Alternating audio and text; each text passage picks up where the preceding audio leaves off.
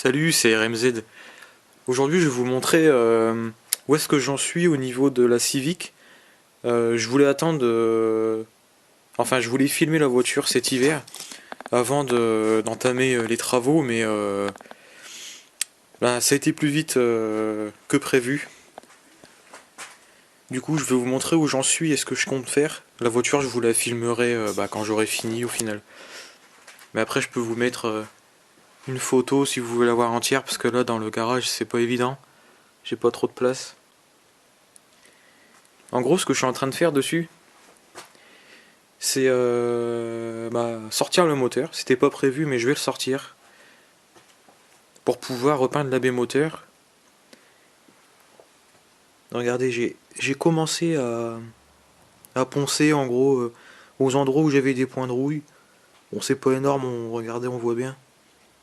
C'est vraiment des petits points de temps en temps. Ça, en fait, la voiture a été repeinte à certains endroits, mais ça n'a pas été traité.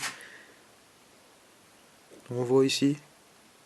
Donc c'est rien d'important, hein. Regardez, on ponce vite fait et on arrive directement au métal. Il n'y a rien de grave ici, c'est pareil. J'avais déjà traité de toute façon. Là, j'ai reponcé pour voir les dégâts.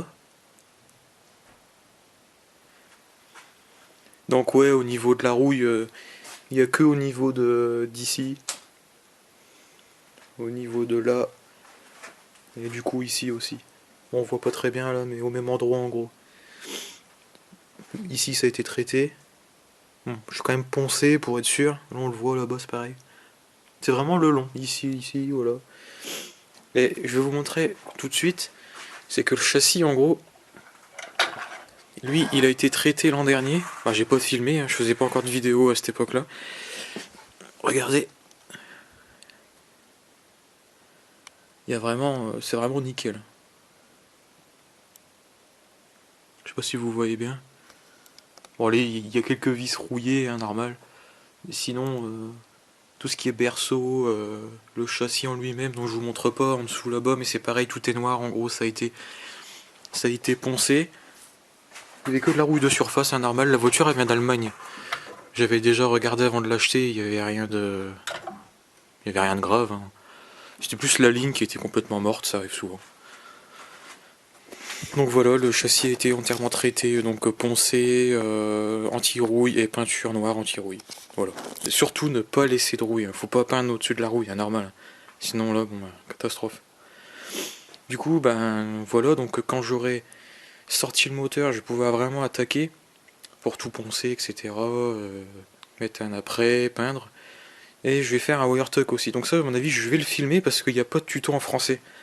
Le wire tuck, c'est en gros de faire passer tout ce qui est les faisceaux électriques, genre ça, tout ce qu'on peut dans l'aile.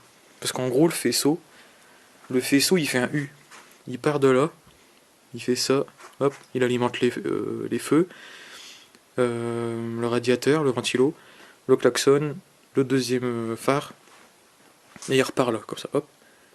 Et il alimente la pompe du liquide lave-glace, etc. Voilà, il fait un U. Donc du coup, je vais tout faire passer dans les ailes et cacher ici. Hop. Donc bon bah il faut couper, souder les fils entre eux, etc. Parce que il faut les faire passer en gros ici là, pour aller dans l'aile. Il y a plusieurs méthodes. Moi je vais appliquer une méthode que j'ai vue sur internet de couper le fil et ressouder les fils entre eux, bien les protéger, les gainer et les faire passer ici pour les protéger de l'humidité, etc. La boîte de fusible, tout ça là, tout le bordel de câbles, ça sera ici. Donc dans la boîte, au niveau de la boîte à gants. Donc ça c'est ce que je vais faire tout de suite après. Je vais d'abord faire tout ce qui est câblage, comme ça c'est fait, je vais pas me perdre. Du coup je vais tous les câbles qu'il y a ici, on va les faire entrer ici au niveau de la boîte à gants derrière là. Donc pareil, hein, il va y avoir des modifications. La batterie elle va se retrouver soit au niveau de la boîte à gants, soit dans le coffre. Parce que la voiture elle est vidée. Bon c'est pareil, je peux pas. Je vais essayer de vous montrer. Attendez. Je vais l'ouvrir.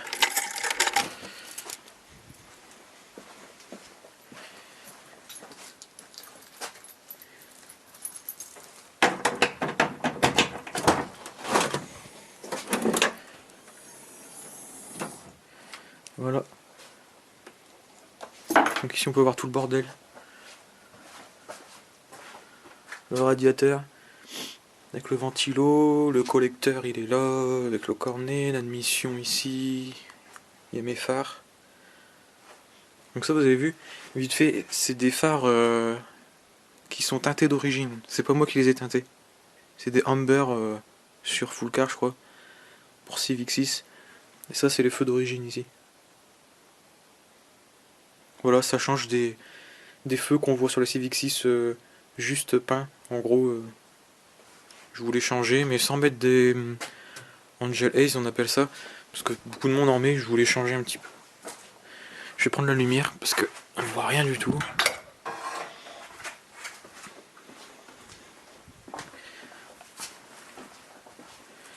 Hop, voilà. Donc elle est entièrement vidée. Enfin entièrement. La banquette arrière, elle a été débloxonnée l'an dernier aussi. Bon, c'est assez simple au final, je pensais en chier un peu plus, mais non. Ici à l'arrière, elle a des ouvertures. Et c'est pas que esthétique au final. On peut voir. Parce qu'en gros, le pare-choc arrière sur les Civic, c'est un vrai parachute. C'est aussi esthétique.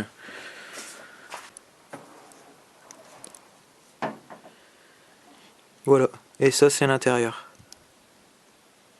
Donc l'intérieur il est d'origine, il y a juste le lever de vitesse, un peu plus long. Excusez-moi, je tremble un petit peu parce que je tiens la porte.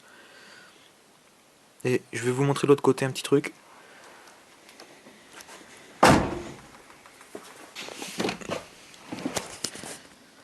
Voilà. Donc je me suis mis dans la voiture pour vous montrer le petit bouton ici. Ça fait suite à ma précédente vidéo sur l'installation du Homex. En gros, c'est un bouton pour le Homex. Parce que moi j'avais un Homex sans on-off. Il faut appuyer pour l'activer. Il faut rester appuyé pour l'activer. Hop. Donc en vrai, c'est super pratique, comme j'avais expliqué. Donc voilà, c'était juste ça. C'est pareil, hein. Vous me contactez sur Instagram si vous voulez d'autres tutos sur le Homex parce que je reçois énormément de personnes qui m'envoient des messages sur Instagram pour me demander comment j'ai fait, etc. J'ai une vidéo sur ma chaîne qui explique, mais n'hésitez pas à me contacter si vous voulez plus d'informations, il n'y a pas de souci. Bon après des fois je suis un peu long à répondre entre chaque message parce que bon bah, j'ai des choses à faire aussi, mais il n'y a pas de souci, hein, je réponds à tout le monde. Parce que oui, c'est un peu compliqué ce système en vrai.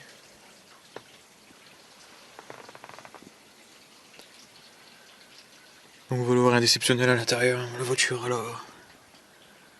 elle a 122 000 km. Donc elle est neuve. Concrètement, elle est neuve.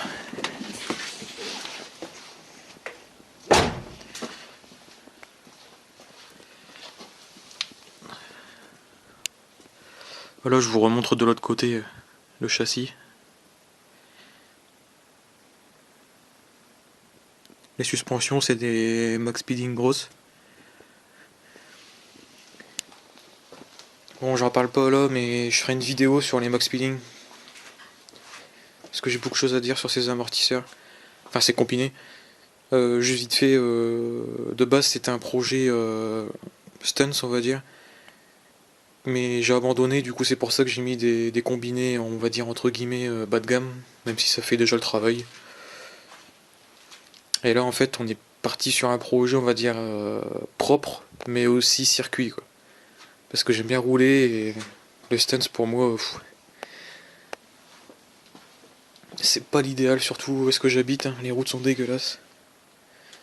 Les jantes aussi, je peux vous les montrer vite fait. Elles ont été repeintes par moi-même. Donc j'en suis très content, la peinture est nickel. C'est des Forza Malm en 15 pouces, largeur 8, ET20. Le site, on le voit là. Pour moi c'est parfait. Ça frotte plus. Bon, j'ai dû élargir un peu les ailes. Bon, à l'avant ils sont retirés, du coup je peux pas vous montrer, elles sont là. Le pare-choc. Avec une lame typère, plus une petite lame en caoutchouc rajoutée.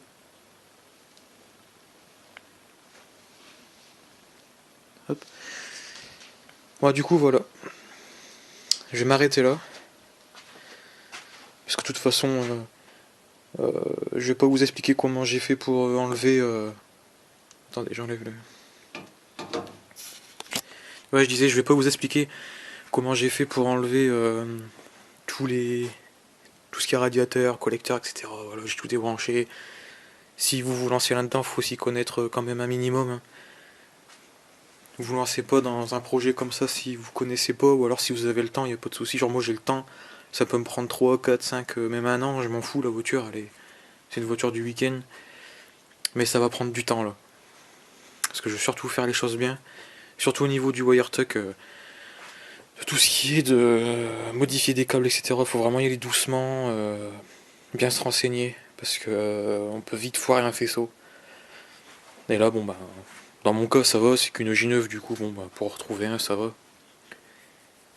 Mais il y a certaines choses qui sont assez compliquées à trouver, ou alors hors de prix, parce que Honda, ils se font plaisir sur leur prix en concession.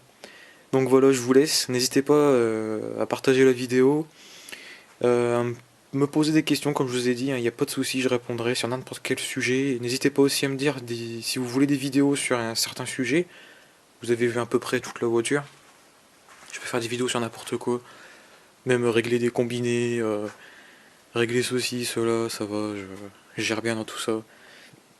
Donc voilà, je vous laisse, et à la prochaine.